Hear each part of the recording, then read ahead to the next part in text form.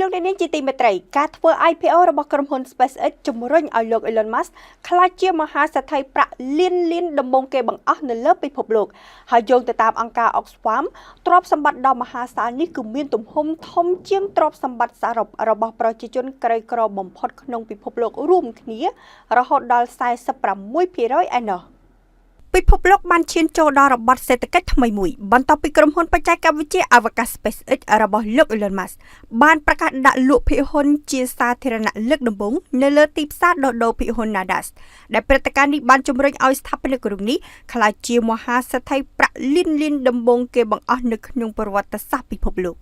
យោងតាមរបាយការណ៍ពីទីភ្នាក់ងារព័ត៌មាន Reuters ក្រុមហ៊ុន SpaceX បានកំណត់តម្លៃភាគហ៊ុនក្នុងតម្លៃ$135ក្នុងមួយភាគហ៊ុនដែលមានគោលដៅគេកទុនឲ្យបានចំនួន$75,000 លាន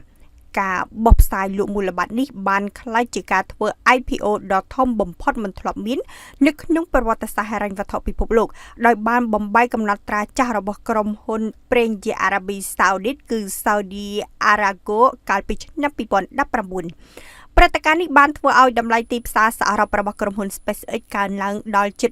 $1.8 ត្រីលីនដែលនាំឲ្យក្រុមហ៊ុនអវកាសមួយនេះហក់ចូលទៅក្នុងចំណោមក្រុមហ៊ុនសាធារណៈដែលមានតម្លៃបំផុតទាំង10នៅក្នុងសហរដ្ឋអាមេរិកដើរទន្ទឹមគ្នាជាមួយក្រុមហ៊ុនបច្ចេកវិទ្យាដូចជា Apple, Microsoft និង Nvidia ផងដែរយោងតាមសន្ទុះមហាសេដ្ឋី Bloomberg មុនពេលការធ្វើ IPO នេះទ្រព្យសម្បត្តិផ្ទាល់ខ្លួនរបស់លោក Elon Musk មានចំនួនប្រមាណ$716,000 លានប៉ុន្តែដោយសារលោកកាន់កាប់ភាគហ៊ុនជិតពាក់កណ្ដាលនៅក្នុងក្រុមហ៊ុន SpaceX តម្លៃភាគហ៊ុនថ្មីនេះបានធ្វើឲ្យតម្លៃទ្រព្យសម្បត្តិសរុបរបស់លោកហក់ឡើងខ្ពស់រហូតដល់ប្រមាណ$1.11 ត្រីលីនផ្អែកទៅលើការវិភាគរបស់អង្គការ Oxfam ទ្រព្យសម្បត្តិដ៏មហាសាលនេះមានទំហំធំជាងទ្រព្យសម្បត្តិសរុបរបស់ប្រជាជនក្រីក្របំផុតក្នុងពិភពលោករួមគ្នារហូតដល់46%បើទោះបីជាយ៉ាងណាក៏ដោយឯកសារ IPO បានបង្ហាញថាលោក Elon Musk មិនបានលក់ភាគហ៊ុនផ្ទាល់ខ្លួនណាមួយចេញឡើយលោកនៅតែបន្តរក្សាអំណាចគ្រប់គ្រងដាច់ខាតនៅក្នុងក្រុមហ៊ុនដោយកាន់កាប់សិទ្ធិបោះឆ្នោតសម្រេចរហូតដល់ទៅ 82.4% តាមរយៈប្រភេទភាគហ៊ុនពិសេស